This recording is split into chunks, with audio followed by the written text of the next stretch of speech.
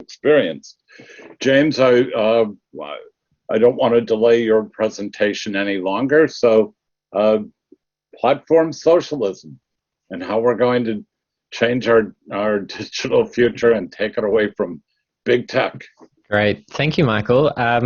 So just for those who don't know me, I haven't read the book, I'm a senior lecturer at the University of Exeter, which is on the southwest coast of the United Kingdom. And I'm also head of digital research at a think tank called Autonomy.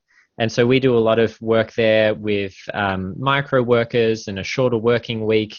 I just wrote a report on platform cooperatives there. So I do a lot of more practical kind of like helping cooperatives, helping various left-wing projects kind of get off the ground or get funding or do bits and bobs in that kind of area. And so what I want to talk to you about, I've got a slideshow if I could share my screen. Is that going to be okay? Oh, yeah. If you could just either make me the host or enable participant screen sharing, it'll just help. Perfect. Give some life to the, here we go. Got a little thing here. And so it's based on a book that came out in January. I believe that there's a Marxist Education Project discount code. Is that true? It's MEP? That's correct, James. And anyone who goes to plutobooks.com can get a good discount. And, yeah. I'm not sure what the discount is, but I'm sure it's good. So Pluto Press, and really I'd like to just jump straight in because I think we're at this turning point. Carol can come in. We're at this turning point in the history of technology where a kind of fundamental arc or a trajectory of a lot of the big tech companies has not so much reached an endpoint, but reached a turning point. We recently saw Facebook's, or now Meta, their user base decline for the first time in the history of the entire company.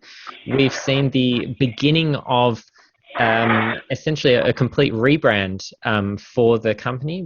Facebook is now Meta. They've made a fundamental pivot towards the metaverse. They've got about $10 billion invested in this new project.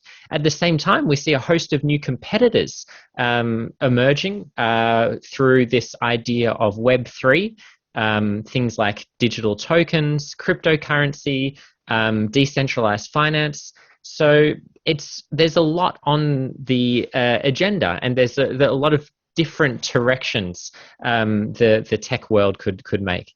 At the moment, we've really seen a very clear outline of the kind of future that Mark Zuckerberg and the other tech CEOs would want us to live in.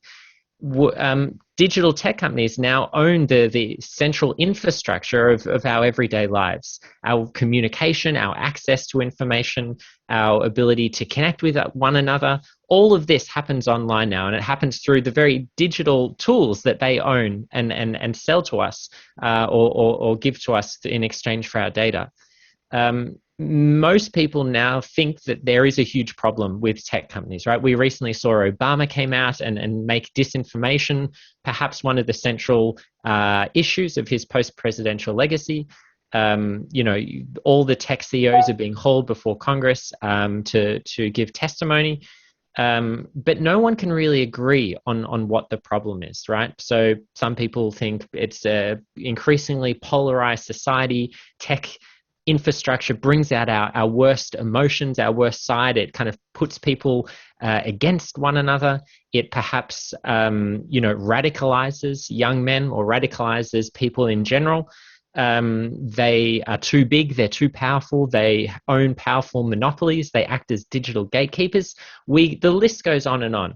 And really the ambition of a lot of these companies is to create new digital worlds, so kind of hybrid offline and online platforms that will enable them through subscriptions, through payment plans, to extract money at every point in the new system of our lives. From the moment we log on to say hello to our friends or family, to when we go shopping, to when we play games and entertain ourselves and relax.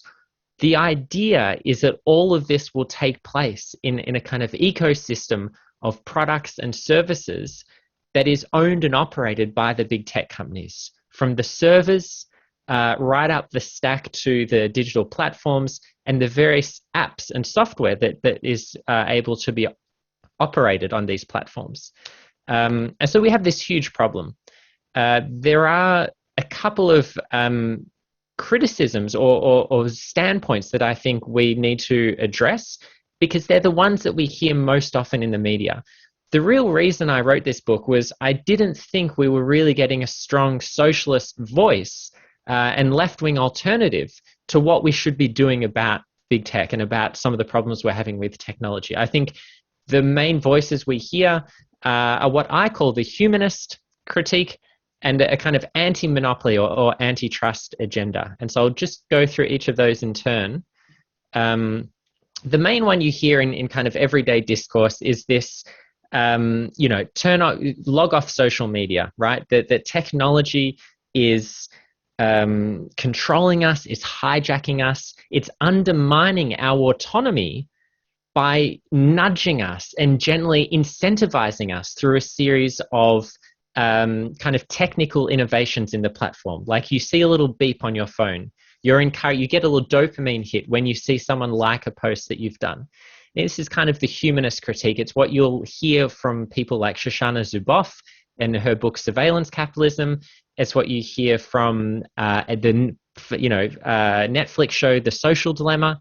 It's what a lot of the kind of tech insider turn critics are talking about. Now, I think the problem with this, firstly, is it tends to ignore the structural incentives that the companies have, because it's not about a couple of bad egg CEOs that are acting unethically. If you are in a modern data market, your company has to act in certain ways in order to stay competitive against other companies.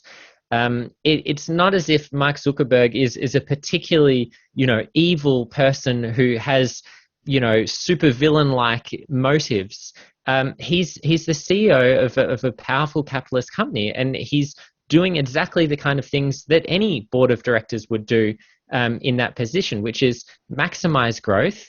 And you maximize growth and profits by getting people more hooked, by getting people more engaged with the platform, by getting people to spend more time on it.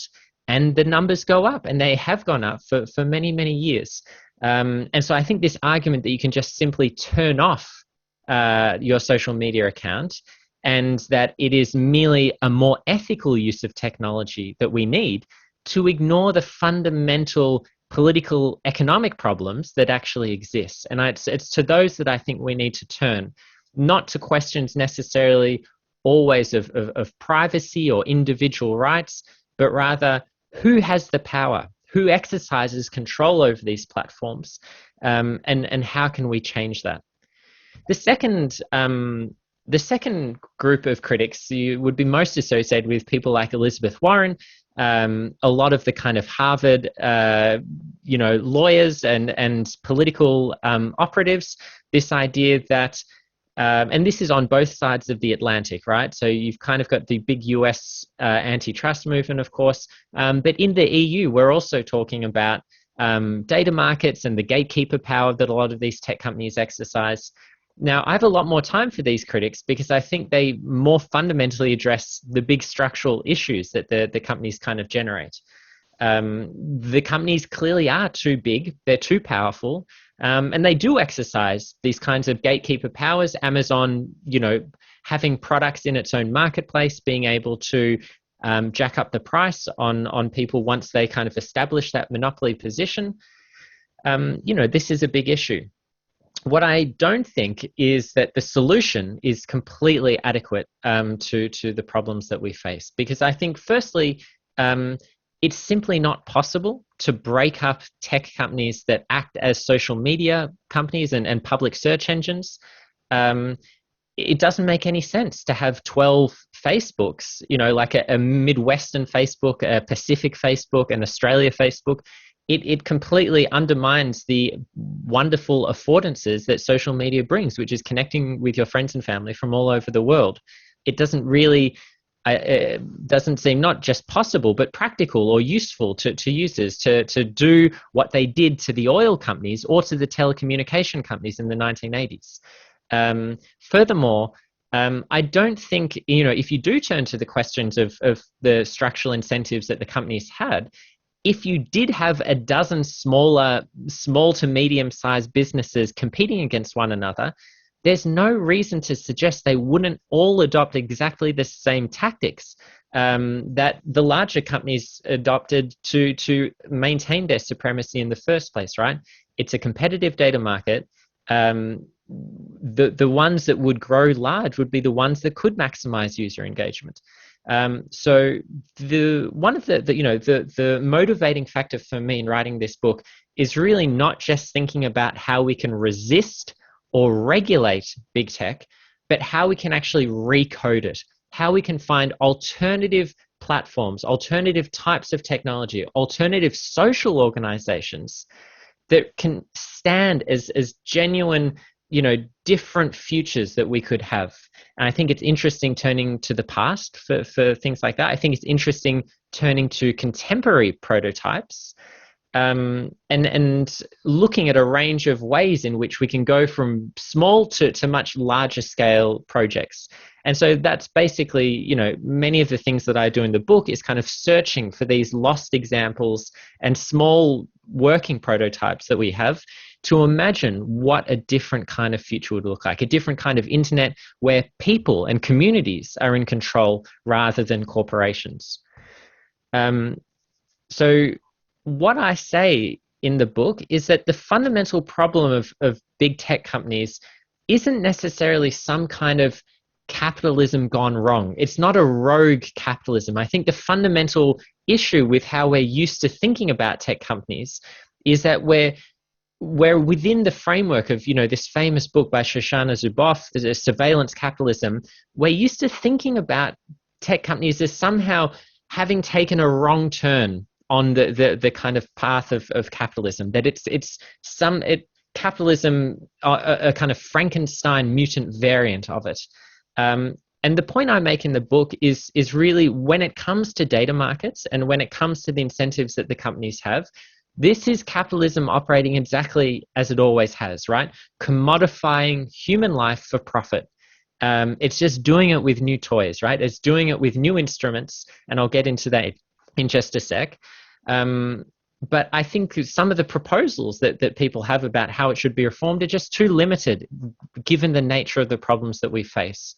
And so I have a line in the book. I say, I think we need to talk a little bit less about things like privacy and individual data rights, and we need to talk about power.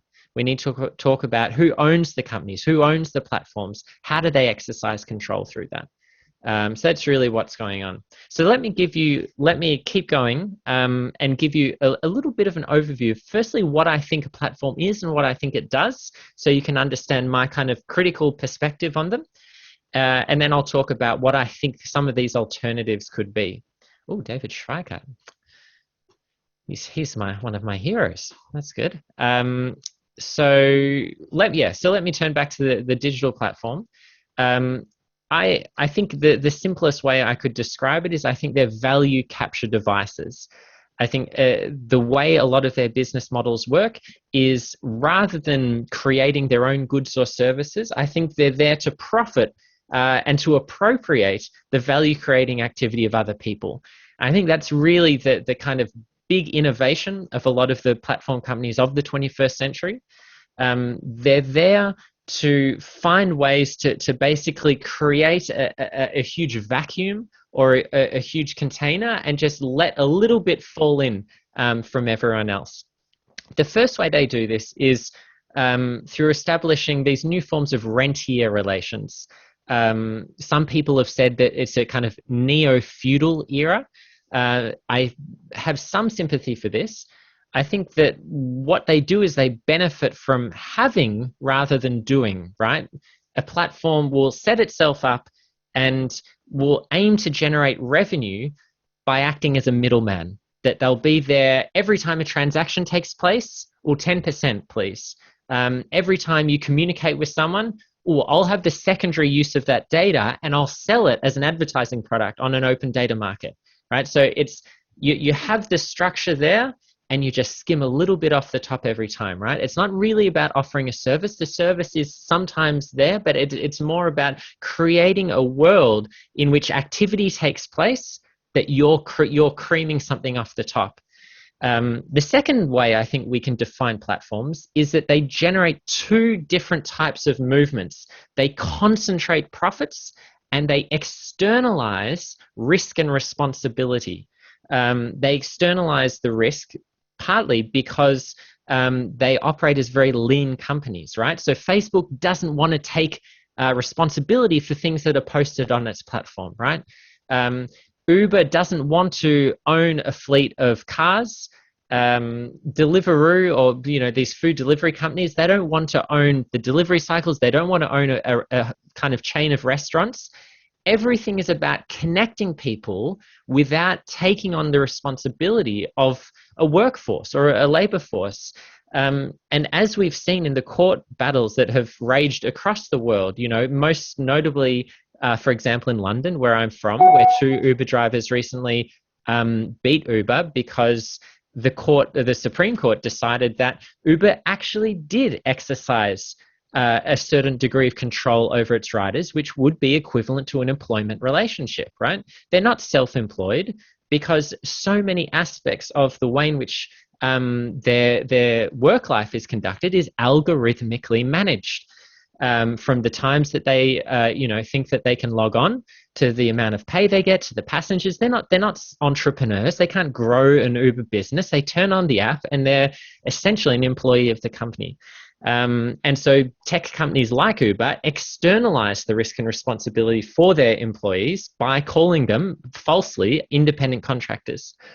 The third thing I think we can say about platforms is that they benefit from network effects, which means they can grow exponentially through gathering more and more data, more and more users. And the reason they have such a tendency towards monopoly is because in these online data markets, the more users you have, the quicker you grow, and it's very difficult for anyone to catch up to you, right? Google has close to 90% of the search market. I think even more, 92% of the search market. Facebook has, or close to 3 billion users. These platforms are very difficult to stop once they get moving.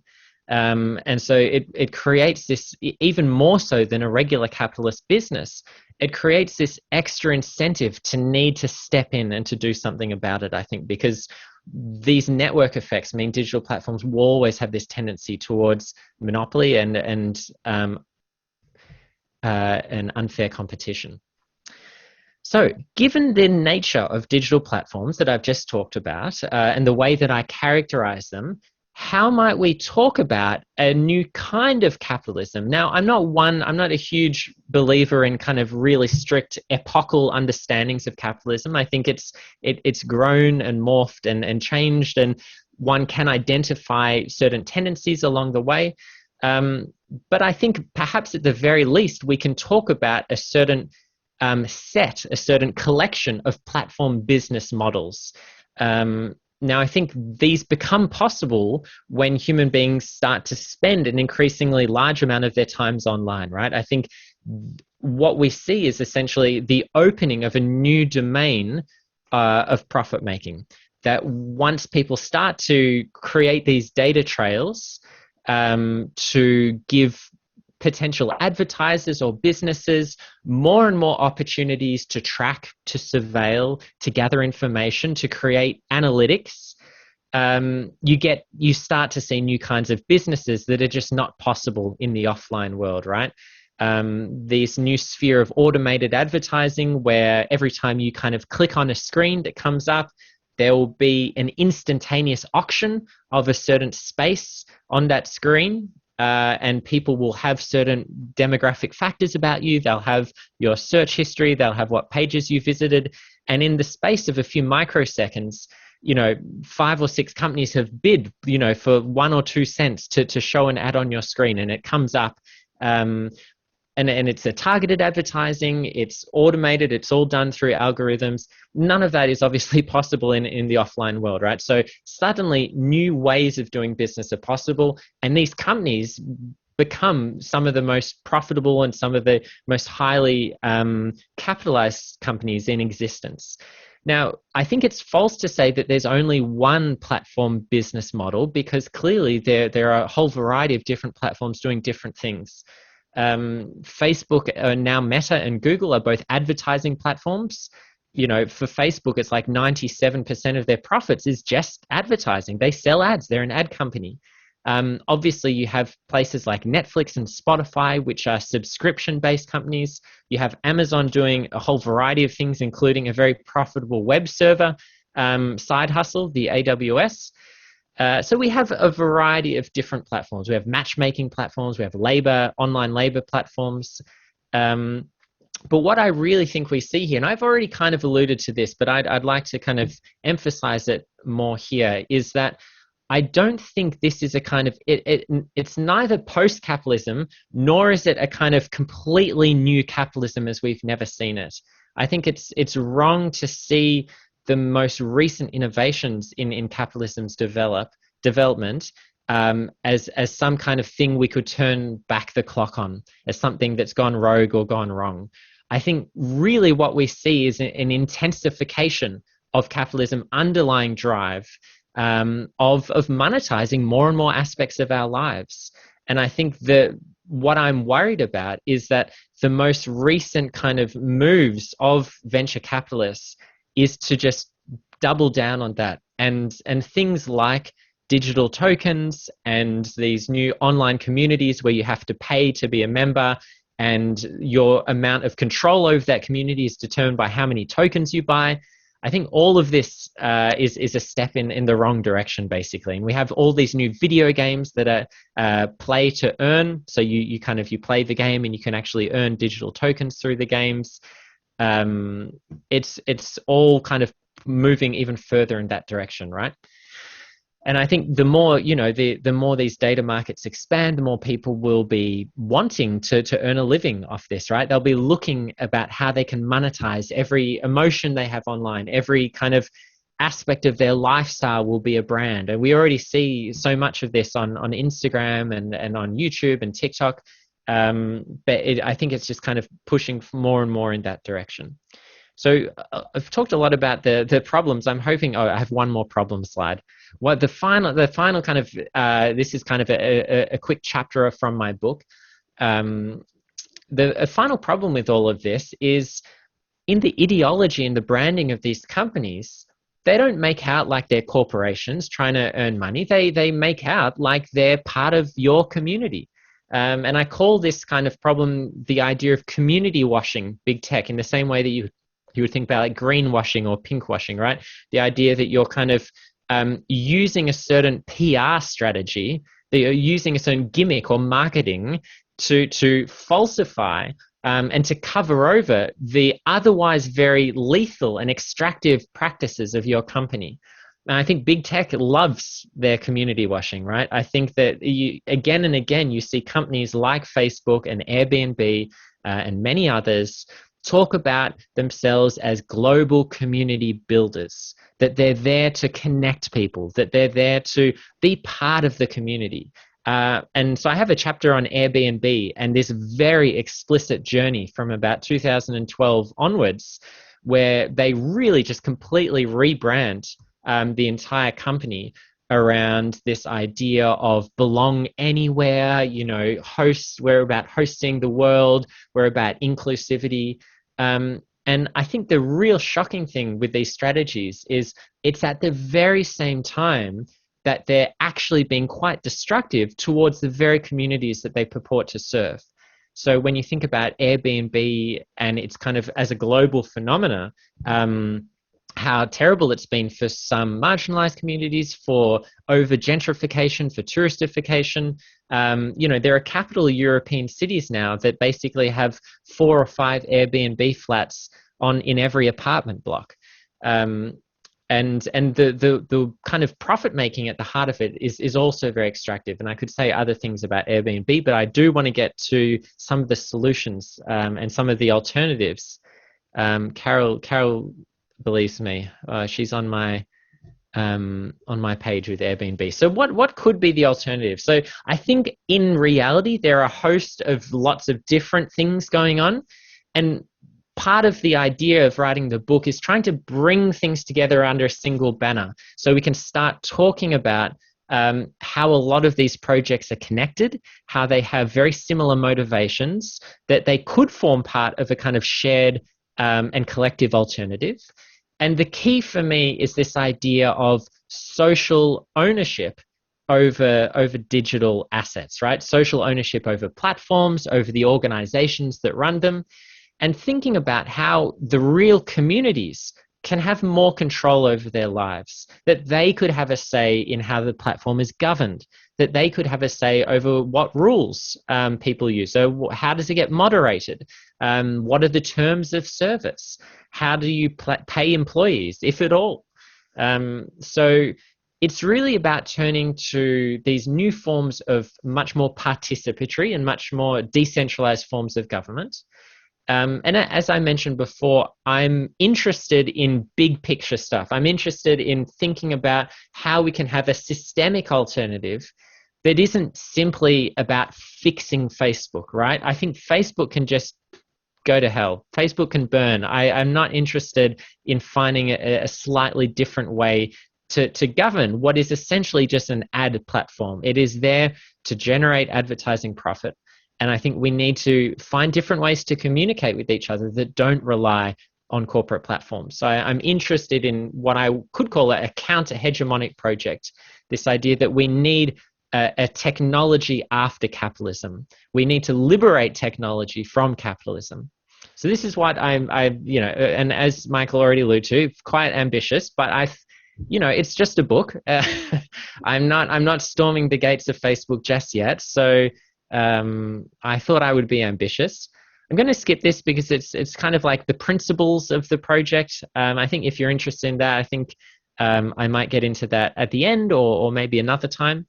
I know I've kind of I'm pushing it a bit, but I want to get to the alternative. So I'll get to the kind of practical bits first. I just want to say a little bit about a kind of theoretical source. I know it's like a Marxist education collective, so I thought I would, we need to do a bit of theory, right? There's also, because this is a British guy that perhaps some of you might not have heard of. He's definitely not as famous as some socialists and Marxists that we know. One of the main theoretical sources of inspiration for this project is a British socialist writing at the beginning of the 20th century. His most famous works are kind of written between 1915 to 1920, but he's still writing up until the Second World War. His name is G.D.H. Cole. He is a guild socialist, which is a kind of left-leaning Fabian. So he's part of the Fabian Society, which is one of the early liberal groups that founded the British Labour Party, were among the people who founded it. And Cole joined the Fabian Party as a young man, but became quite critical of what he perceived to be its very top-down and bureaucratic nature. And so he is a long-term critic of the centralized tendencies within the British left. And that's from the Fabian Party right up to the kind of British Labour Party as they keep going. He's much more in favor of a kind of decentralized, a more federalist version of politics, kind of got a little bit of anarchist in him. He's got a little bit of Rousseau in him, this kind of participatory side of him. And I think he's probably most well known as a critic of the state. He's very skeptical of the role of the modern nation state, the bureaucratic apparatus in society. And his variety of socialist pluralism is a call to decenter or to devalue the role of the state by supporting a variety of intermediate associations that are much more central to your everyday life. Things like schools, universities, sporting clubs, churches, trade unions. What Cole is ultimately calling for is for a series of overlapping, producer, consumer, municipal councils and associations to take on much more of the decision-making power in modern society. It's a kind of socialist associationalism, if you will, to a bit of a clumsy phrase. One might even say a democratic associationalism. But he's interested in how everyday, ordinary citizens can exercise more power in their society. And he thinks the answer to that is through becoming members of these much smaller associations. And he believes that once you have this kind of much more functioning civil society area, you'll have a much lesser or much reduced role for the state. And so part of the project here is really thinking about how you can see representation. So, for example, voting for a politician, transferring that to a broader range of institutions. So he thinks association should be internally democratic, right? That if you work at a university, as I do, you should be voting on who the vice chancellor is, who the leadership committee is. You should be collectively deciding on, new staff members, and students should also have a say. This kind of history, history of like a democratic school, which was very big in Germany for a while, and I think has a small tradition in the US as well.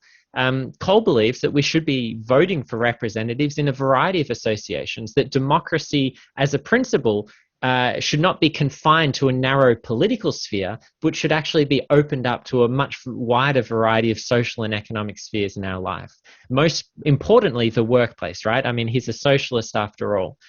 And so what you get with Cole is a much more federalist, a much more kind of decentralized alternative. And his vision of a post-capitalist society is really thinking about this kind of neo-Rousseauian idea of how people could become more active as citizens. And so you'll see how that translates into my project, basically. And I kind of talk for a little bit in the book about a guild socialism for the digital economy, which sounds weird, right? Because guild socialism, if anyone has ever heard of it, it's often as this very archaic kind of quasi-medieval reference point, the medieval guild system.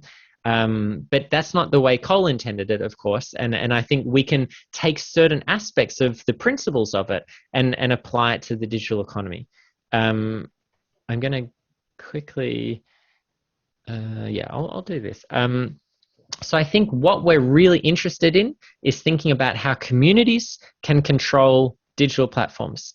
What this requires is some form of social ownership over the platforms. How does a community exercise collective ownership rights? Well, I think taking the guild socialist ideas as a starting point, we can avoid two troubling alternatives that have plagued 20th century attempts at nationalization. The first one is what goes as under the name of syndicalism mostly. It's an idea that to enter into a post-capitalist society, the workers themselves would simply take over the factories, that you would have workers' control if every company essentially just turned itself over to its workers. Now, there are some situations in which that would be a positive step forward, right? So workers' cooperatives are more equitable. They have been shown to have great benefits for their workers. But when it comes to, let's say, a company like Google, we don't want the world's most powerful search engine to be turned over to its 10, 20,000 employees in the US. We need democratic structures through which society as a whole, and sometimes international communities even, can exercise some degree of control and power over these digital platforms. So workers' control on its own is not going to do for some of these large global platforms, because they affect users, not just workers. And this also comes into problems when you think about the large number of people that engage in unpaid work, that do volunteer work, that do care work. You shouldn't have to have a full-time paid employment to exercise political rights or even controlling rights over some of these platforms. Now, the second problem is kind of the other alternative, which is rather than turning the companies over directly to the workers, thinking about ways in which big 20th century state-centric nationalization projects simply turned it over to a bunch of bureaucrats. Now, many have criticized these schemes as being insufficiently participatory. as not having enough scope for workplace democracy, for people to have autonomy over their work, to exercise control over their digital platforms or over their working lives. And the issue here is that you still, and this is kind of Cole's point, that you still have a lack of democracy over the platforms because you don't have any user input, you don't have enough participation, and this affects how the platform is performed. So my suggestion is that what we really need to do is try to stop thinking about a one-size-fits-all approach and to do what Cole said we should do, which is to turn to the function of the association and to think about what does that organization actually do? What function does it perform in society? We could turn to a platform and think about its source as a source of information, as a way of communicating with people. But we need to think about developing an ecosystem of different ownership models where different sized communities can exercise collective control over platforms from a very local level right up to an international level. So let me turn to some of these and what they might look like, because this is really kind of like the center point of the book in many ways, or it's one of the major contributions, is to think about what that ecosystem of alternative ownership models might look like when it comes to digital platforms. And I think that the starting point here, as it was for Cole, is that democracy works best at the local level. That the smaller the group, the better able you are to have deliberation, to have actual communication with people, either face-to-face or as we are today via Zoom. And there's a whole host of companies that just don't need to be global behemoths in order to function properly. So many of location-based platform work, where you look up an app to, for example, get a domestic cleaner, get food delivered, have a handy person come to your house. A lot of this could be operated by worker cooperatives at a local level, right? And I think this is the kind of starting point. We see a lot of what we could call platform cooperatives starting at the moment. I'm working with a few in the UK, which I'll talk about in a sec. But we see many of these. What is a workers' cooperative? It's an organization that is collectively owned and operated democratically by workers. They receive the full fruits of their labor. They are often cooperating with other cooperatives from their area. They're working together. They have, transparent business practices, and they're a kind of superior business model to the traditional kind of corporate variety of running businesses.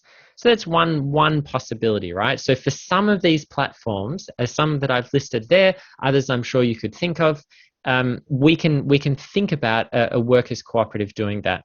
Now, this doesn't work for all, even the small local platforms, right? As soon as you get to the size of a city, you often need quite expensive digital infrastructure to operate a platform, right? If you're thinking about running something like Uber, a ride-hail platform, we've tried in London, we've tried to make a couple of alternatives to that. There are some alternatives that exist in a couple of places around the world. We tried to do it here, and it was really expensive. And it's also a market that is almost unprofitable by its very nature, right? I'm sure you've heard that Uber has just been losing money year after year. It's one of the most, least profitable companies of Silicon Valley that has just been sustained by money from SoftBank, basically.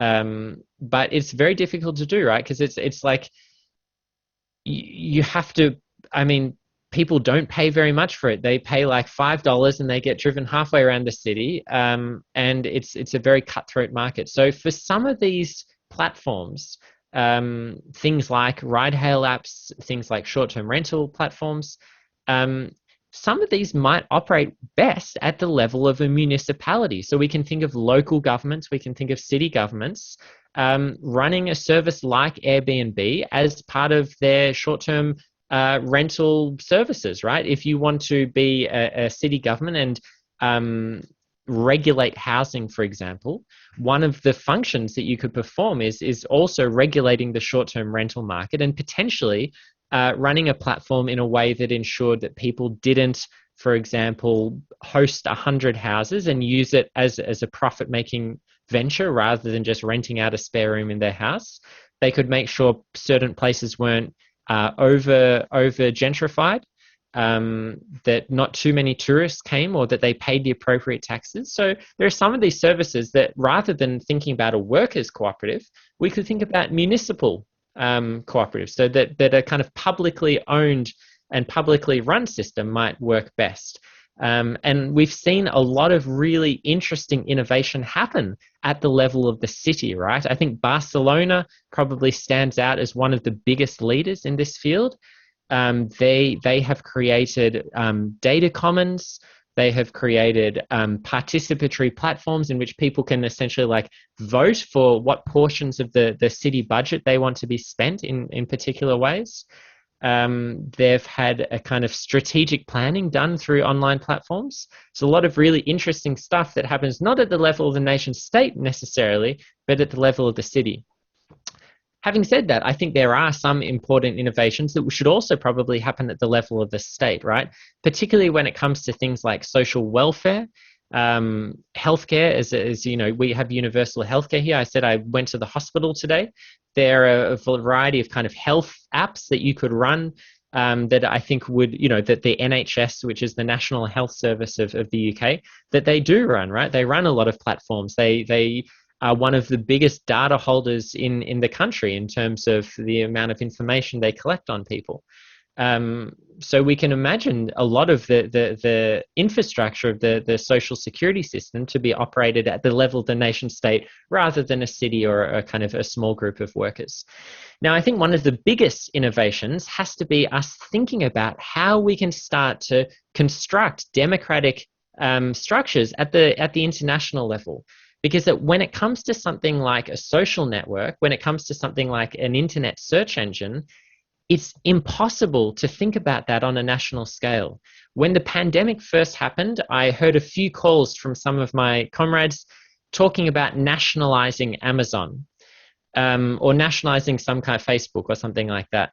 Now, I think their heart is in the right place, but we don't want just a bunch of American politicians to be running these services that are used by billions in the global south. And I think what a lot of critics aren't talking enough about is digital colonialism, and the fact that a lot of the structures in the tech world, from the mining of the raw materials that go into the products to the very kind of extractive ways in which products are shipped out to parts of Asia and Africa.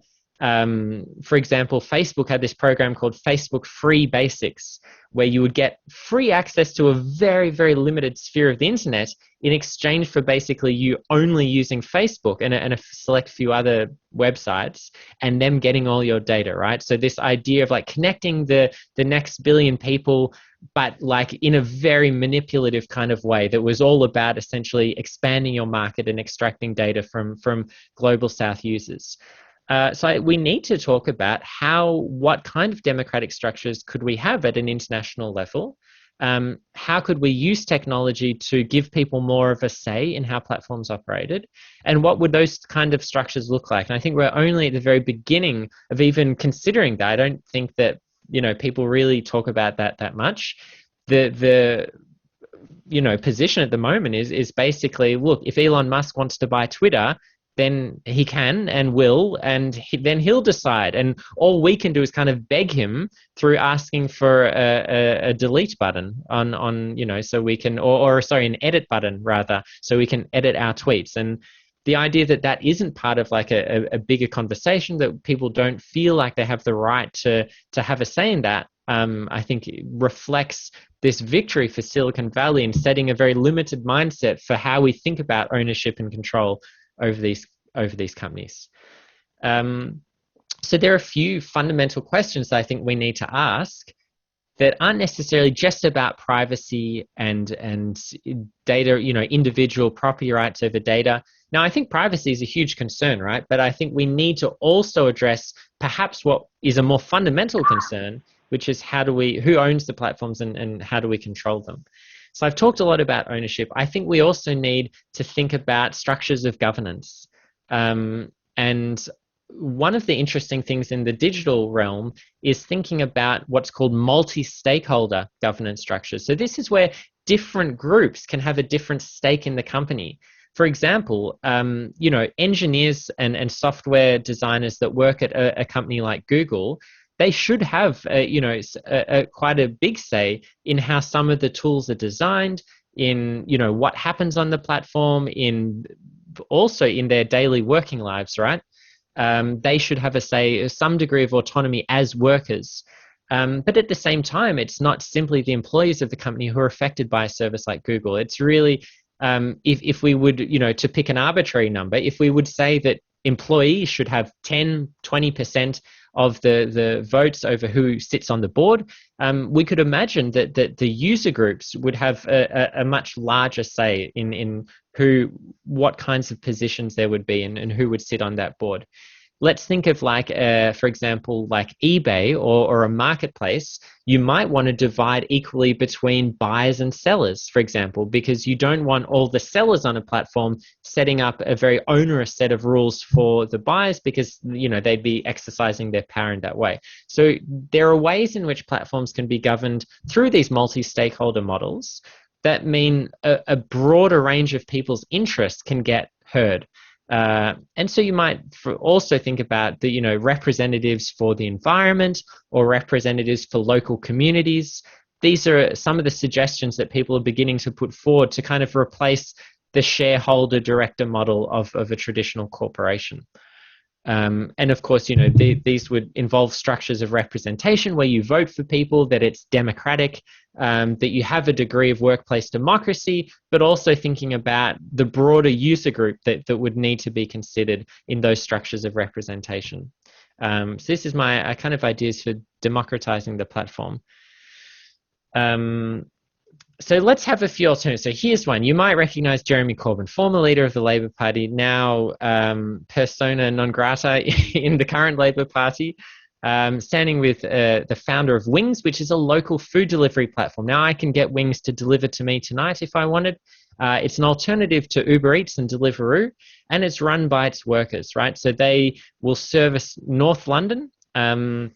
You can kind of go to their websites, and they're a functioning cooperative. Here's Jeremy advertising for them. And this is one of the many different types of platform cooperatives. So they operate there, over 400 around the world. Where are you guys? You guys are in New York. So there's one called Up and Go, which is like a domestic cleaning service run and operated by the predominantly women who work in this service.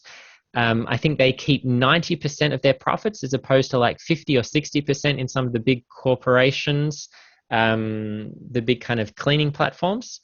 And the 10% basically goes to running the platform, and they get a say in setting that fee and thinking about how they want the cooperative to be operated. So here's one example, kind of local level, that we were talking about with that ecosystem. Here's another example. It's an alternative to Airbnb called Fairbnb.coop. And they're very insistent you say not just Fairbnb, but Fairbnb.coop, because they're being sued by Airbnb for having a name that's too similar to them. So the full name is Fairbnb.coop. Now, Airbnb can take 25, 30% of a transaction through fees on the host and the guest, right? They'll charge you both about 10 or 20%. Fairbnb, by contrast, will only charge 15%. Half of it will just go to running the platform. It's just admin costs. They're a not-for-profit. And the other half will actually go to community projects that the host can select. And what they're really trying to do here is build up a network of hosts in each city so that they can begin to exercise autonomously what kinds of rules they want over their city. Like, that's kind of the big picture plan, is to have this multi-stakeholder governance where the hosts themselves will have a say in how the platform operates. And we can begin to extrapolate from this to think about a very innovative model of short-term rental, where perhaps it's not just a kind of local cooperative, but the municipalities, the cities themselves, set their own rules. You can go to Fairbnb and you click on your city, and basically the platform will inject's probably not a good word. The platform will upload the set of rules that the city has chosen. For example, in one destination, you might only want to, or they might only want to allow you to let your house out for 60 days a year, for example, to avoid this kind of commodification of housing that we've seen happen across the world. They might want a one host, one house policy, which is a sensible way of again, stopping property and housing, which is a human right, becoming a commodity that is people's businesses, basically. They just rent out houses, take housing off the long-term housing market and make it into this much more profitable commodity by running an Airbnb business. So there's some really interesting stuff happening in that space as well. Here's another example that I'll briefly mention, which is a kind of ride-hail service. Now, this doesn't actually exist, but it's kind of like my schematic kind of design for what it could look like. I call it Ride London because it is kind of like based on a short pilot that Transport for London, which is kind of the local transport infrastructure in London, what they did in a suburb. And what they did is they created an app where people could hail a motor vehicle and use it in the same way that someone would use an Uber, but it was municipally run. And I think one of the interesting things about this is essentially how it could be better integrated into existing public transport options, because I don't think that there should be an Uber, right? Because motor vehicles are kind of destroying the world. They're one of the largest sources of like emissions. We shouldn't really have, except for a few exceptional cases, we shouldn't really use them, or we shouldn't really have them. So I think one of the interesting things about a service like this is how by integrating ride-hail transport within the public transport infrastructure, you can essentially nudge people towards more environmentally friendly options. So you might have a thing where like anytime you want to go somewhere, or you go, oh, someone get an Uber, right? So you open your municipal Uber, you open Ride London, and you say, I want to go to my friend's house, they live here. The app could actually tell you, look, it would only take you 3 extra minutes if you just got this train or this bus, or actually we can connect you through a series of other ways, which would be cheaper, which would be, more environmentally friendly. And something, an organization like Transport for London could operate something like this because they have a very big budget. They have the ability. London obviously has its famous black cabs that could be integrated and used in this kind of service. I think and I know that the mayor has looked into this because he's asked some of my friends about it. But ultimately, I think one of the big no-go zones is the kind of position that the black cabs run. It's a very prestigious, very, you don't want to mess with them, basically. And I don't think he's a very cautious man, right, Sadiq Khan. He doesn't want to risk the political capital of going to war against them. It's much, much easier for him to go to war against Uber and to ban it and to kind of rage against it, knowing full well that he could create an alternative, but has no political will to do it at the moment. Final thing I just want to get at, I know I've been going on, but this is so I wanted to talk about this because it's like an international alternative, and I have been talking about kind of local to international. And because, Elon Musk has been in the news recently about his desire to buy Twitter, and he's already purchased a large portion of their shares. And this also chimes in with the first mention of platform socialism that I'm aware of was in this Socialist Registrar issue. And they talk about something very similar to this here. And so what I think is really fascinating is that there are alternatives that already exist to Twitter. One of them is Mastodon. It's basically a Twitter clone, right? And some of you could be on that. I'm not sure. But it functions very similar to Twitter. It just doesn't have a huge user base. And there are many, many others, right? Publishing and communication platforms that are open source, that are not for profit, that are interoperable, meaning that you can kind of communicate between them. It's not a closed wall. For example, you can't tweet to your friend on Facebook. The platforms don't allow that because they're worried that it will dilute their user base. And so what we see in this alternative sphere of these open source platforms is that it starts to look like a federation, and people call it the Fediverse. The Fediverse is a kind of portmanteau, a federal universe, and it's a collection of platforms that exist in this open source world, that are interoperable, that can some of them can communicate with each other. And they operate through these open standards and shared protocols. And the easiest analogy I'll make is think of emails, right? Think of what's now called Web 1, the kind of first generation of the internet before we had these big platforms in the 2000s, right?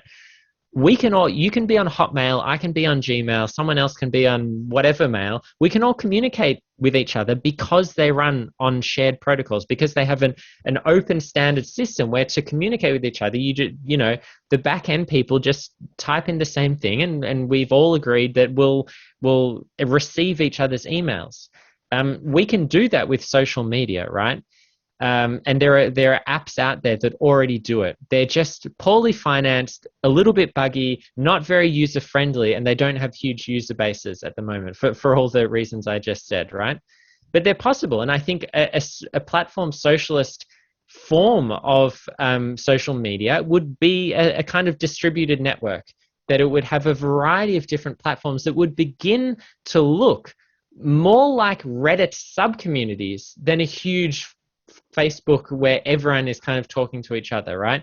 That there'd be more local collectives kind of gathering around certain interests, that people would be able to talk across and to each other, but that it would rely on more active participation of communities, that people would have to start doing more work to create the rules and norms of their communities, that there would have to be a greater degree of community moderation, and that we wouldn't leave it all up to Facebook. We wouldn't throw our hands up in the air and say, we want the big gatekeepers to sort all this out.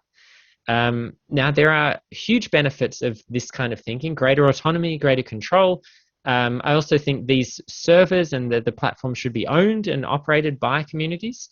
There are also new problems, and a host of new problems that are potentially raised by this, right? Like the burden of moderation on communities, how costly it would be. How do you do things like child porn, or how do you get yourself involved in the kind of all of the difficulties of like modern politics? And what if someone posts this about Russia or this about Ukraine? Is that banned? Is that not banned? It's a very muddy and tricky domain to get into, and I think the big platforms have enough problems with it, with their billions of dollars, right? And I think it raises a certain issues around moderation. It also raises issues around the quote-unquote dark web, right? If we fragment the internet and social media platforms into a variety of smaller things, does that not risk kind of creating these dark enclaves where hateful and kind of malicious groups can gather without any oversight, right?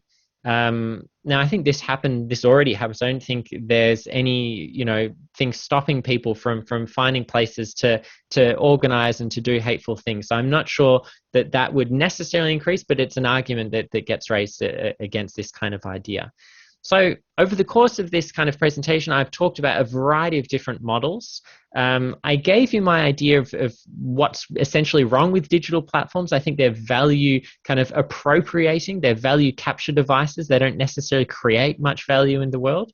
And one of the main contributions is really turning to GDH Cole to think about what a broad ecosystem of alternative ownership models would look like, from the very local food delivery groups like Rich Mason and his wings that we saw, right up to the kind of international level. Now, I'm sure you have a range of different questions. I'm really happy to open the conversation and to start talking about this now. But thank you very much for your attention.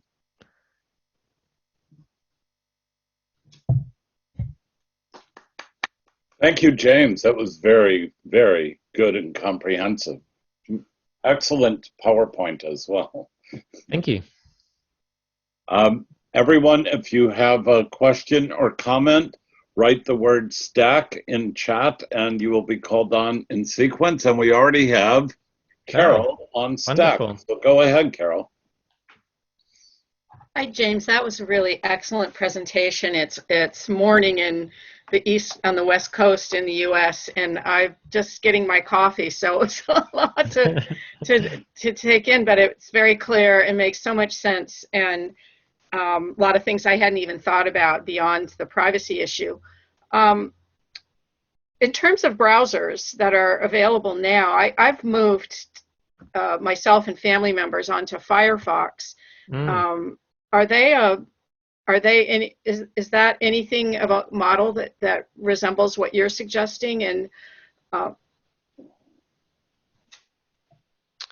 I think Firefox is I mean, it's in the same universe, right? So Firefox is like a free open source browser by Mozilla. I know a couple of people who work for Mozilla, and they also do a lot of interesting like funding of various not-for-profit groups. I think Firefox is really about kind of privacy issues, right? I think that's one of their main selling points. But I think the short answer is, yeah, it's in the same ballpark. It's in the same kind of world because it follows an idea of, you know, the free and open source software movement. It's about a not-for-profit alternative to some of the big tech platforms. I don't know stacks about the company, but I think it's a kind of step in the right direction, right? And I also think that, you know, drawing from GDH Cole, who I just mentioned, one of the things he talks about and one of the aspects of his pluralism is that there's no single answer, right? There's going to be a variety of different things that work in different domains. I think we need to be open to different kinds of alternatives so that not everyone would have the same, you know, socialist web browser and it would be the correct one. That a whole variety of weird and wonderful open source stuff is fine, right? And Firefox is fine to my knowledge. But as I said, I'm not like an expert in all the background details of the company. But yeah, I think that's kind of like a step in the right direction. May I ask one more question? Are they totally sustainable in terms of the, I don't know what their income sources are other than donations and free labor. I really like the browser, and I use Google because they offer, sometimes, like for this, because they offer auto captioning for the hard of hearing. And I make that sacrifice, but I make sure to clear everything off and close it immediately. But Firefox is, so anyways, do you know anything about, is that something that can persist in this economy? Well, I think that, so I must say it's outside of my sphere of expertise. I wouldn't be able to give you a good answer, but I think the good thing about some of this free and open source software is that once it's developed, a lot of these can be sustained by hobbyists and by communities of people that just devote a little bit of time to keeping the code up to date and finding bugs and things like that. Others, though, genuinely really need public funding. And I think one of the main issues is that we have a lot of alternatives, but because they haven't received public funding, some of them are lacking a little bit in terms of user experience. Firefox obviously is like at the high end of that because it's funded by the Mozilla Foundation. But some of the others are like basically two people in a bedroom that, you know, wrote a bunch of code and there's this thing that's out there. So I think that, yeah, I think the political economy of the not-for-profit sector is very interesting, right? Because something else that occurs to you once you start looking into more of this is even the tech for good, even the kind of slightly good stuff is usually funded by Google or Microsoft one way or another, right? So literally, so platform cooperativism, which I've mentioned a couple of times, they have this consortium at the New School in New York, actually with you guys, or some of you, and I'm pretty sure they got their first $1 million grant from Google or from one of the big tech companies. And it's the same story with the EU as well. So a lot of the big academics, even the critical ones, are often funded, you know, at the end of the day through Microsoft or Google. And it's just kind of the way of the world. And it's a very insidious way in which they control the discourse, right? Because they give the funding to the soft critics because they're fine with taking a bit of flack, but creating the very sphere and the discourse in which we can talk about technology is part of the plan. So it's very a kind of creepy aspect of how they're running. Pete Dolak. There we go. All right, James, thank you for very interesting presentation. No worries that you spoke for a while. It was of considerable interest. As somebody who's interested in economic democracy, and actually I have a book coming out on it later this year, curious, a lot of your ideas which seem, especially in different means of ownership, community control, user control, etc. How would you see some of these ideas you've been discussing and that you've developed in your book? How do you see these might be applicable to other industries, even more brick and mortar and everyday kind of things, not necessarily online? It's a really good question. Oh, you might have to turn your mic off, Pete. Thanks for that. It is a really good question. I'll say it again. The short answer is there's no platform socialism without socialism more generally. I think that's one of the bullets that you have to bite. My contribution, as I feel it in this book, is contributing to a certain understanding of, at the meso level, the kind of organizational structure of some of the platforms. Because I want to contribute to the kind of political imaginary of this. I want people to feel like there are genuine alternatives to the platforms that they use every day. And so this is really thinking about not just the question of workplace democracy, but how do you democratize digital platforms that gives users a say in how they operate. And I'm very interested in the broader structures of economic democracy. They're treated all too quickly and all too briefly, for my taste in my book. I'm quite interested in some of the ideas of a guy called Otto Neurath, who is interested in some of the bigger questions of economic planning, basically. And so I think digital platforms allow us new ways in which to think about some of the central questions of planning that took place in the socialist calculation debates. I'm writing something on that at the moment, actually. But I think essentially some of the same, or at least the same attitude of democracy is applicable to the workplace, democracy should be applicable in terms of voting for representatives to all major social organizations. To that extent, then it is, applicable to, as you call it, brick and mortar organizations. But I think what you need to think about, and I think what I try to get at with the coal material, is that the only way we could really have social ownership over the digital economy is having social ownership over a much broader kind of section of the economy. And actually, the dominant principle would have to become one of a kind of cooperation rather than competition. That it would have to be a certain degree of socialist or cooperative, or whatever language you might want to use, economic production and consumption that would have to be run in a democratic manner. I think that's kind of, there's no way, for example, even if you had the political will, there's no way a Google or a Facebook could operate in a capitalist marketplace without a kind of broader structures or broader support. It's not going to happen. And and I think that's why a lot of the platform cooperatives are not doing very well as businesses, right? Because it's extremely hard to exist as a cooperative business in a capitalist marketplace, as Rosa Luxemburg told us 100 years ago. But I'd be interested to read your book. You could send me some notes or a PDF or something, or I'm sure I can look it up when it comes out. I'd be happy to do that. I kind of looked at a number of people out there. There's a whole lot of ideas out there, and kind of discussed several of them anyway. So I'm going to pick up your book. It sounds very interesting. So, fantastic! Thanks again for your presentation. Use that MEP code, Pete. You'll get a discount. Yes. Naboisa, you're up. Thank you, Michael.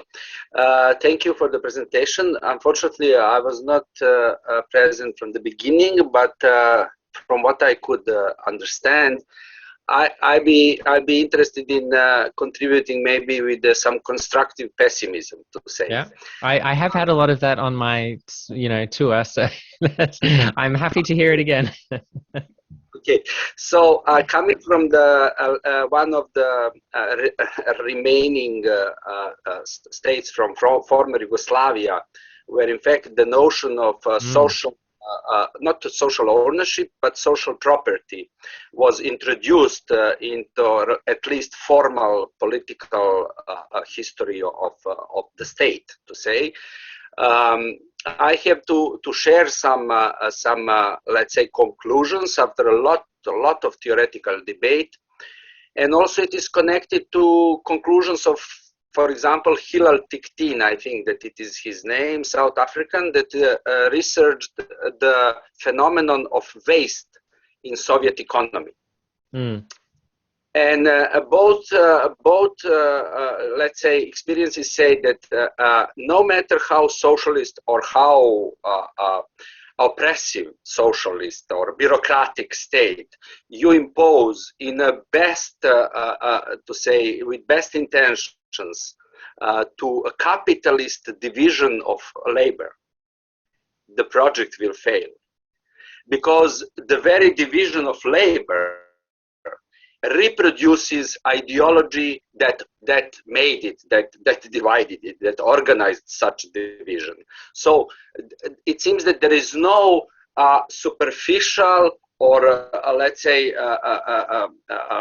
like a secondary change that can win this primal material force of organizing society itself. So I just one more experience, like your optimism reminds me of the optimism of hacktivists from beginning of century that are like, now everybody will be the news, everybody will be able to share his own experience, and now we ended up with conspiracy theories ruling internet. I mean, the access, the participation, the sharing, the communal rights. This is not guarantee to influence at all the basic dynamic of society that is organized according to division of labor of capitalism.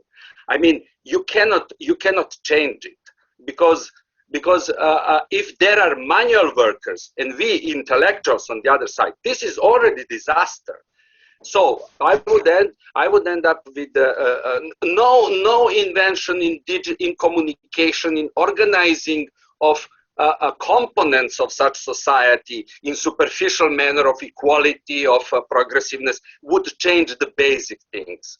So I would add with the proposal that happened here during the discussion of Darko Suvin's translation of Brecht's poetization of Communist Manifesto, where Paget Henry, I think, the author of Caliban's Reason, during the debate proposed, what we should do is to establish the Institute of Information Technologies of Working Class. So, no compromise.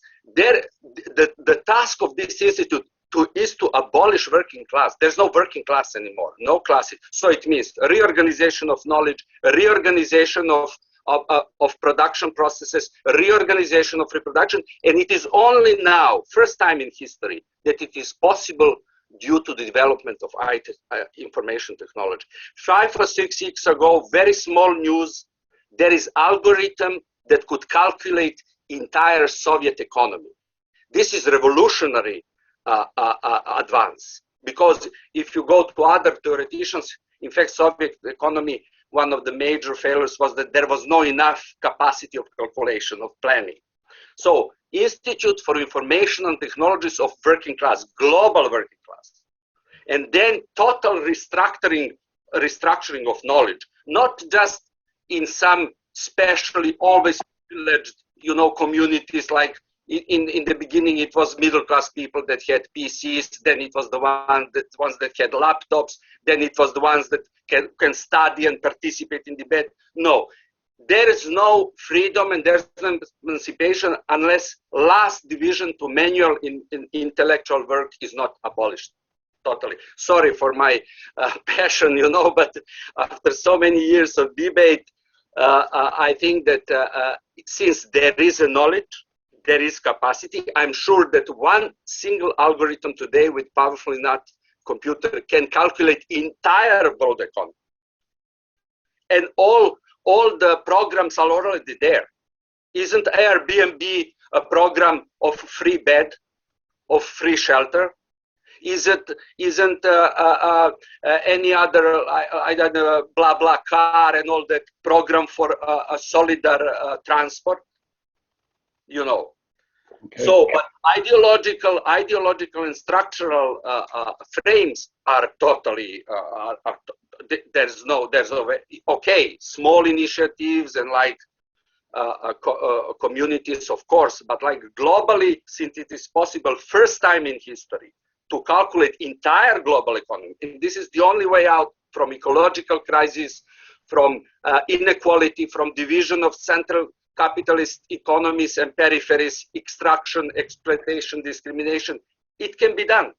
Moisa, that's more ambition. Thank you, but we have to seize the chips that the algorithms are processed through, and all the huge supercomputers and the cloud that's up in the Yukon and such. This Absolutely. is a different question than what we're I mean, it's related, but it's a different question than we need some ways. to deal with these problems. Institute. So, James, go ahead. I don't know how you want to respond, James. I think there's a kind of range of things from Yugoslavia self-management to the division of manual intellectual labor. I'll just take your last point, though. You mentioned that, we now have algorithms that could compute the entire Soviet economy in a split second. And I think one of the interesting things about this debate as it's kind of unfolding at the moment is, well, we have the computational power, but I think it's a mistake to think that the socialist calculation debate was only a question of computation. Because, we might be able to work out an equilibrium, a kind of static equilibrium of production and consumption at a particular point in time, but that doesn't necessarily mean we're going to do it democratically, right? That doesn't necessarily mean you give meso associations or producer and consumer associations any degree of freedom, either over choices of consumption or over how they want to manage the labor process or the production process. So I think computational power is only one issue, or is obviously a very important part, but I think there's also a very important question of what democratic structures do you have to do that in a way which is at all kind of giving people any kind of control over that. And I think it's interesting because you need to think over questions of kind of long-term investment is one of the key things, right? So like 10 or 15% maybe of a kind of big global economy of a nation state might be in terms of like thinking about long-term investment, but you also need to think about just the kind of day-to-day production issues. And a lot of those things are changing not simply through economic relations, but through the kinds of decisions that people might want to make. And so I think it's a really tricky question thinking about how you balance a kind of, let's say, an economic plan, a kind of long-term picture for the kind of what society you want to live in. Do you want to prioritize green renewables over fossil fuels? Do you want to prioritize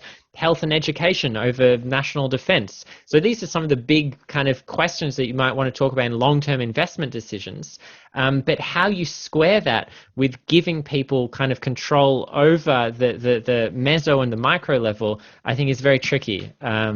And I do think that's about creating these new democratic structures in the economic realm. So I am very keen to keep the conversation going about economic democracy, because I know there's loads of people writing on it at the moment. I try and read as much as I can.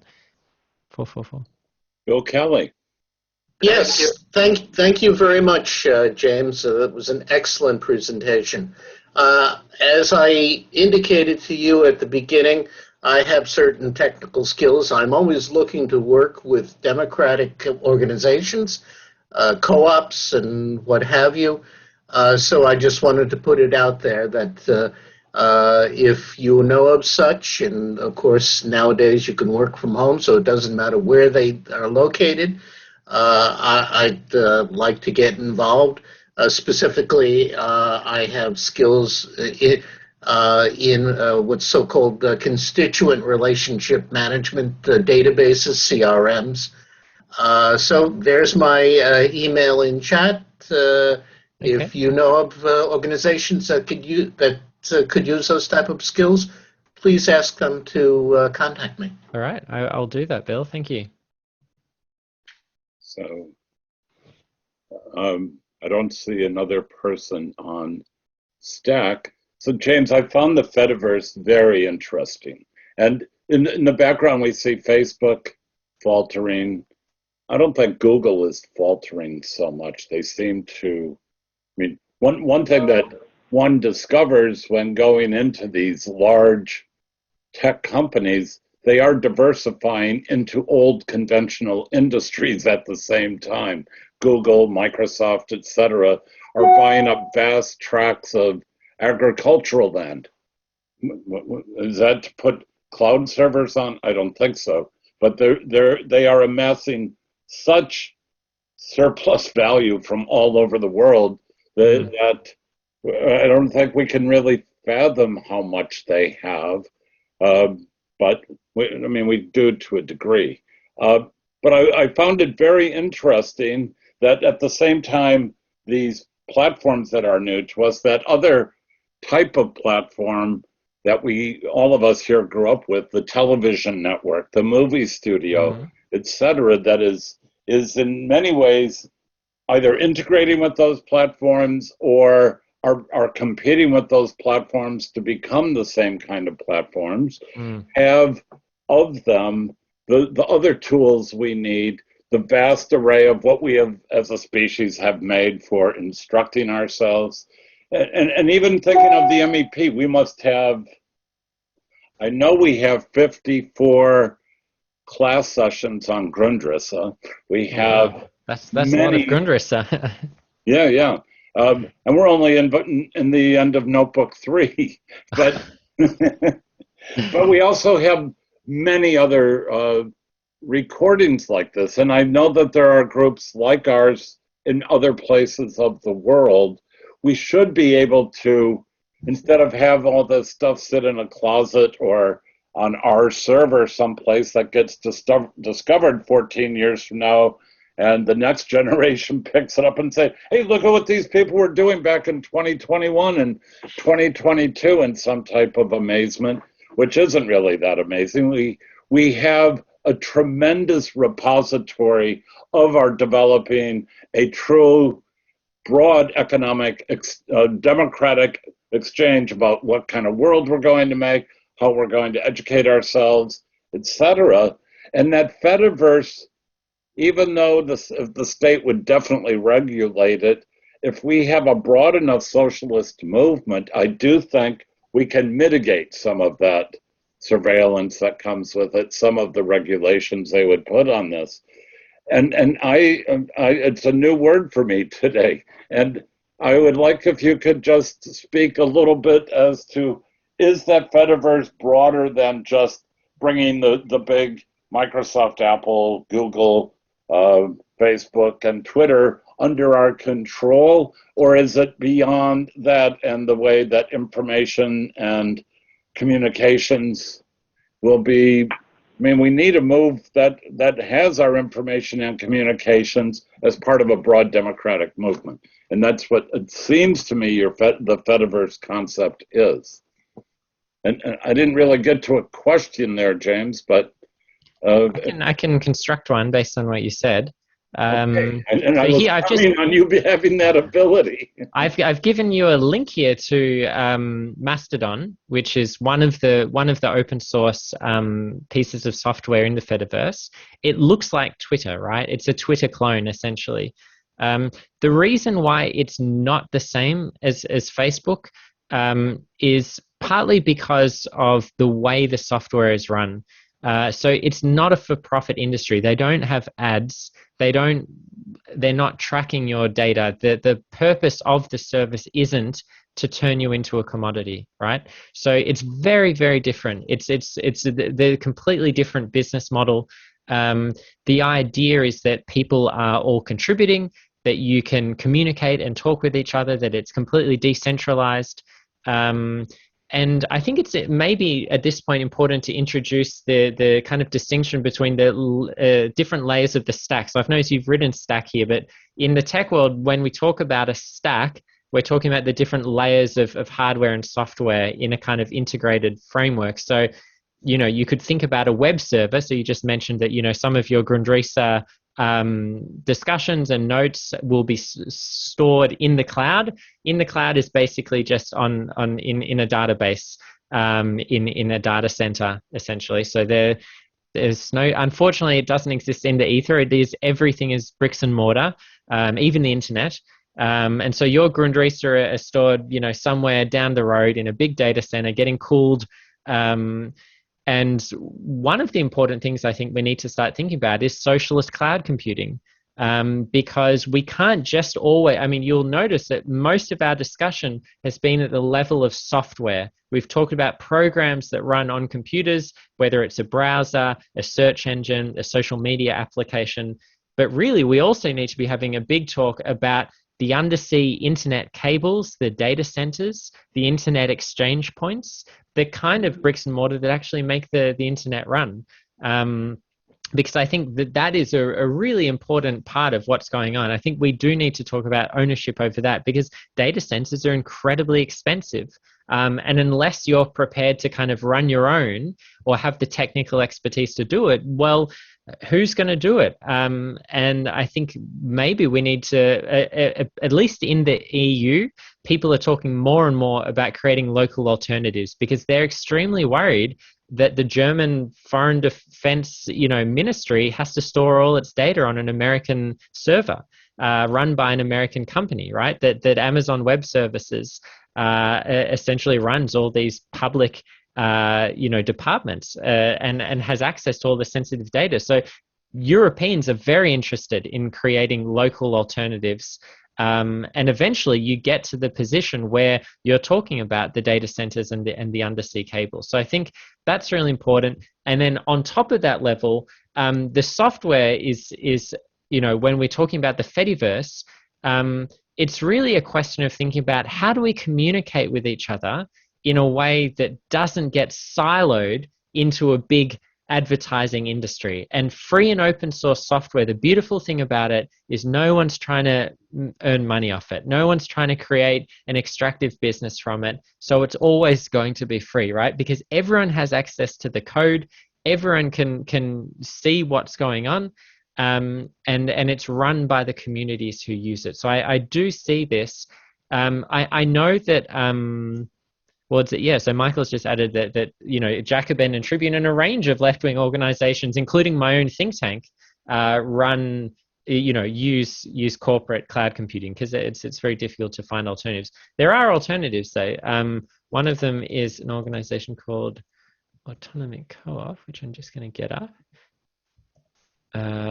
One of them is this, who will help you run a kind of alternative service. So if you click on services, they do cloud storage and collaboration. There are very small alternatives that exist. Bill's just said the problem with open source is lack of support. That's true. It's difficult the ideal is that you have public funding to run the open source stuff with the level of user experience that you can get with some of the big, more corporate platforms. But I think what you really need to see is public, big governments with big budgets getting behind creating public alternatives to big tech. And of course, you then have the problem of the state and the security apparatus. So it is a tricky question, but you've pointed out a lot of the interesting aspects of it. So, James, something that just hit me while you were talking is that, so if I make a square ad, which is the best kind of ad, the best shape of an ad to go on Twitter or Instagram, or the landscape rectangle that is better for Facebook, whatever. Yeah. Maybe 1 million people will see this in their feed, but we are not getting such a great targeted audience, since out of 3 billion people, I would say the majority are not interested in what the Marxist Education Project, centered in New York and talking with anywhere from 4 to 100 people in an afternoon. And this is not, that 100 is, those are long-term event plannings with, I did not want to make you feel that our lack of 100 people here today is any type of measure of how good this presentation is. But I really now want to join Mastodon because I have the feeling that we will have a much more sympathetic audience for what we do on these other alternative platforms. It would make sense. Maybe it's not true, but I think it's partly true. I think it's easier to find niche communities. I think that's also true to an extent on platforms like Reddit, where you can access these smaller communities. I mean, it does exist on Facebook, so you have Facebook groups, but Facebook is basically just too big to get real people in it anymore. There's just like billions of bots, and it's very tricky to find a niche audience on the larger platforms. But yeah, so Mastodon, you can kind of organize yourself into these smaller communities. You can have a kind of list of targeted people. It could be one possible avenue. I don't think it would be revolutionary, but I think it would perhaps extend your reach a little bit. Yeah. So sometimes there's questions out here in chat. So. Oh, I'm on Stack. Oh, Carol, I'm sorry. Yeah, that's okay. It's a ways up there. That happens. Go ahead. It's a big deal. I just wanted to make a comment, and it's a really small thing. It's somewhat related. I'm taking a women's studies course right now, and I just learned about Florence Kelley in the 1890s at Hull House in Chicago, which was pioneering social welfare programs. And she was a real socialist. She, I didn't know anything about her, but she pioneered use of government data to map and study the neighborhoods around the settlement house, the Hull House in Chicago. And her plan was to fight sweatshops, which were outrageous. And basically, she was challenging capital, but she did it through a feminist working person's, concerned social worker perspective. But she was really focused. And she ended up going to New York to run what was called the National Consumers League. And I had no idea, but the National Consumers League was not about making sure that your coffee was fresh or whatever. It was about using the power of the consumer to hold manufacturers accountable for not sweating their labor, forcing people to work in tenements, working over long hours at terrible wages, which of course women and children got the worst of it. So that, we don't have anything like that now, but it was just amazing to me that there was this precedent over 100 years ago. And and she accomplished a lot. That's it. She had a lot of knock-on effects after what she did. Yeah, it sounds really interesting. We'll gun it. It's a bit late in the day, but always good to have more. It's very late for him as he's coming in from South Africa. Oh. So, Valerie, Thanks, I just wanted to put your chat comment out to James. She asked, what is your take on the discussion opened by Bananev on automation and low productivity growth? Where's this? It's in the chat. It's about 5 comments up. Valley?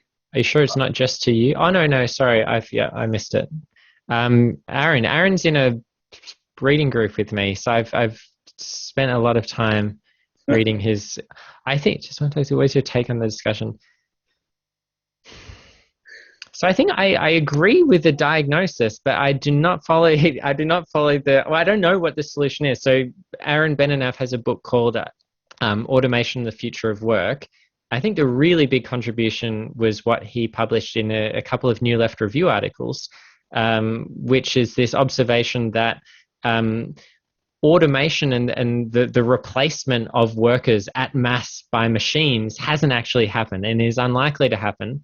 And that's not the result, or that doesn't cause the low productivity that we've seen. Actually, the low productivity we've seen is a much more longer term process, and is unlikely to be solved anytime soon.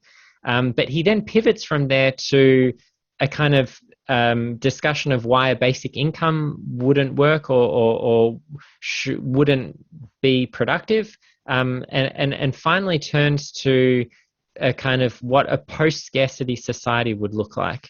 I think I agree with this notion that technology actually hasn't really led to the kind of significant innovations that kind of we traditionally associate it with. So when you think about some of the big tech companies today, they haven't done the kinds of big picture revolutions that we associate with technology. Things like creating GPS, creating touchscreen, creating a whole microchips. All of that was done by the government, essentially, or government funding. The huge steps that we took technologically, we took in wartime because we wanted to kill people more efficiently. Radar, GPS, everything like that is kind of World War II and Cold War innovations. When you think of the last 20 years, what do we have? We have 13 different iPhones, all basically, and this is the point Mariana Mazzucato makes in a book called The Entrepreneurial State, that the things that we associate with like new tech wizardry are basically publicly funded technology put into consumer products, where private companies are just reaping all the profits off the big picture long-term investment that states have made. And so I think I agree with Benenav and another guy called Jason E. Smith, who wrote another book at a similar time, and they're often compared to each other.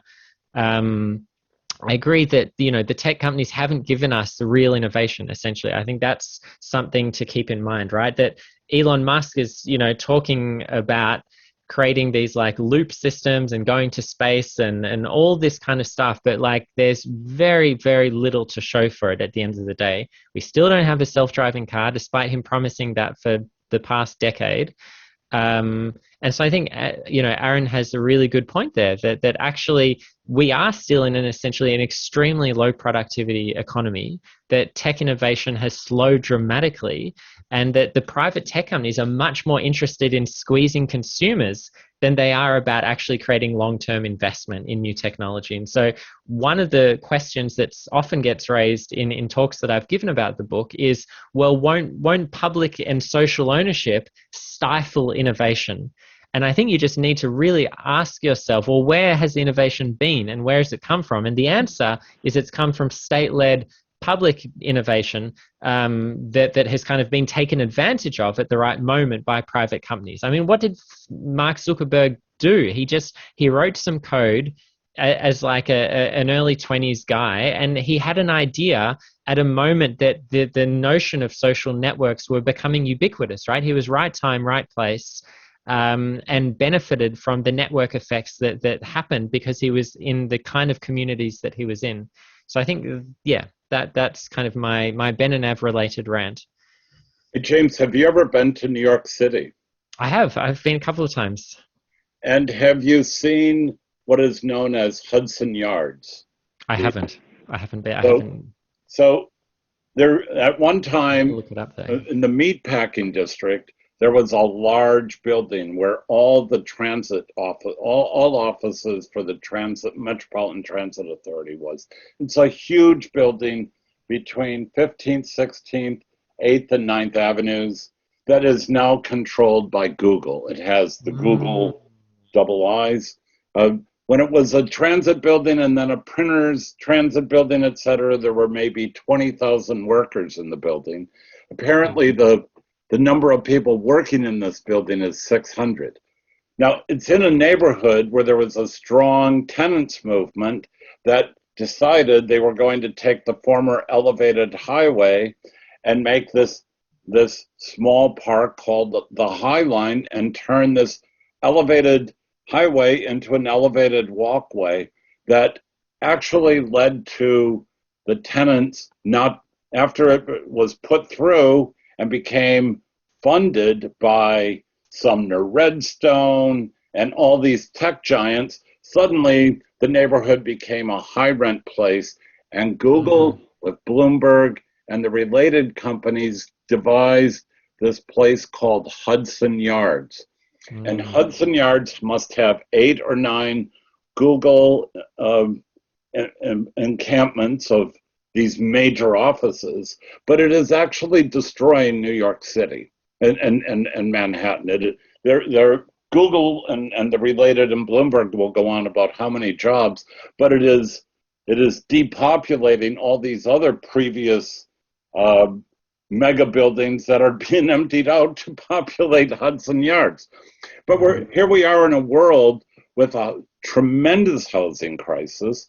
The working class and the reserve army of labor, to use classical terms, is being forced out of the 5 boroughs into who knows where. And you have a city like New York and the state of New York and the state of New Jersey giving these vast tracts of land to the big tech companies. It's not only Google. Facebook has had a gift of tremendous property in New York. And I think that this pattern is being repeated over and over again. And it's quite interesting that not one of them is taking technology they created. It's all stuff that came out of government research from, as you said, military, space program, other things about maintaining waterways and such, and just giving it right over to these various places. Even PostScript, when you read about the foundation of Adobe, the PostScript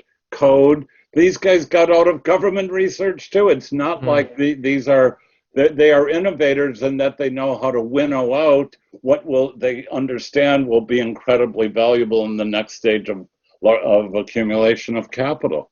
And I find that this whole process of tech consolidation is destroying. I just bring this up because it has definitely made Manhattan a vastly less interesting city to live in.